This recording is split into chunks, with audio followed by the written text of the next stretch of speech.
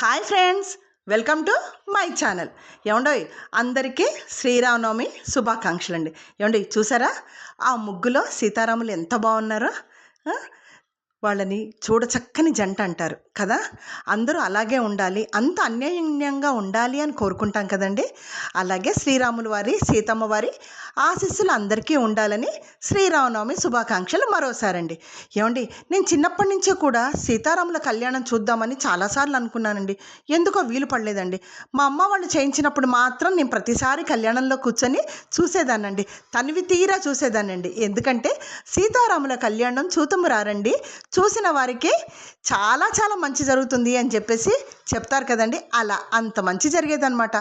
ఎందుకోనండి ఈ మధ్య నాకు అంటే కొంత పెద్ద అయిన తర్వాత అసలు చూడడానికి అవ్వలేదు. కాకపోతే ప్రతిసారి గుడికి వెళ్తాను, దండం పెట్టుకుంటాను, జస్ట్ వెళ్ళి అష్టోత్తరం ఏదో చేపించుకొని వచ్చేస్తాం. కానీ ప్రత్యక్షంగా కళ్యాణం చూడడం అనేది నాకు అస్సలు జరగలేదండి. కానీ చూసారా, మంచి జరగాలి అనుకుంటే ఆటోమేటిక్గానే జరిగిపోతుంది అని చెప్పి అంటారు కదండి. అది మనకి ఫీల్ అవ్వాలి తప్పితే ఎప్పుడు ఎలా మంచి జరుగుతుంది అనేది మనకు అస్సలు తెలియదు.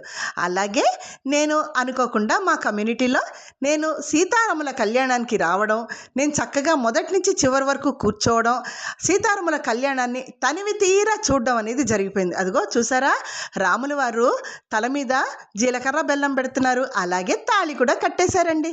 చూసారా ఎంత బాగుందో. ఏమండో అంతా అయిపోయిన తర్వాత చక్కగా ప్రసాదాలు కూడా తిని ఇంటికి వచ్చేసామండి. ఈ రోజున మాకు చాలా చాలా చాలా హ్యాపీగా గడిచిపోయింది.